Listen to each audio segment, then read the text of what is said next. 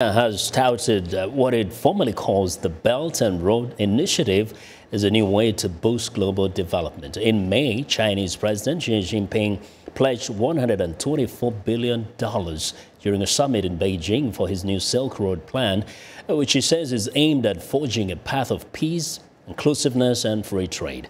Xi said the new Silk Road will be open to all, including Africa and the Americas, which are not situated on the traditional Silk Road. He said the world must create conditions that promote open development and encourage the building of systems of fair, reasonable and transparent global trade and investment rules. But some Western diplomats have expressed unease about China's plan as a whole, seeing it as an attempt to promote Chinese influence globally. They are also concerned about transparency and access for foreign firms to that particular scheme. Now, for more on China's Silk project, or Silk Road project, I'm joined in studio by VOA Mandarin correspondent Zhan Yang. Welcome and thank you for joining us on Africa 54. Thanks for having me.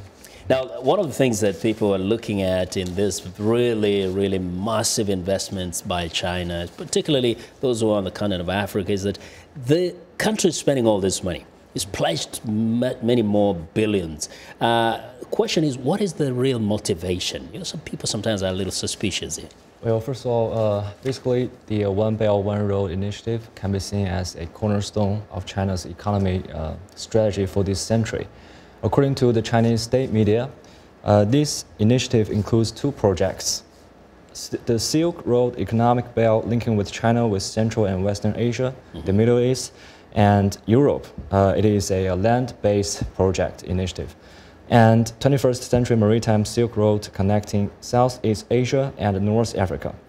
And so far, some $1 trillion has been invested in this initiative. And the Chinese government is expected to invest another several $1 trillion over the next decade. And China's President Xi Jinping first announced this initiative in 2013. And this initiative can be seen as an important way for China to solve its overcapacity issue. And actually talking about even the financial side of it, we know that a big chunk of the money that is given to some of these countries, and especially those in Africa, are loans. Some are concerned that the interest rates are really high, almost abnormally high. What are Chinese experts saying about this? Is this perhaps a really good business for China? Yeah, I wouldn't say it is now a fair concern. I mean, China starts this initiative. I mean, China is the host, right? So I think it is reasonable that China will use this initiative to make benefits as much as possible. But the Chinese government said this initiative will create a mutual benefit situation for all countries in this initiative. So I think so far it's too early to say whether the Chinese government will fulfill its promise. So I think maybe we'll just wait and see. And perhaps we'll see whether the benefits, eventually the benefit from this investment for the, say, African countries will outweigh the cost of servicing those loans. But there's also the other aspect, and I've traveled to other countries in Africa where you see that massive Chinese projects first, bringing in Chinese equipment, bringing in Chinese materials, and even bringing in Chinese workers, from engineers to laborers. And now, what is the assessment? Is this really fair? Yeah, that's what I'm going to say. China wants to make benefits from this initiative, but China also has to face a huge risk. I mean, China might get huge benefit from this initiative, but what if this initiative fails?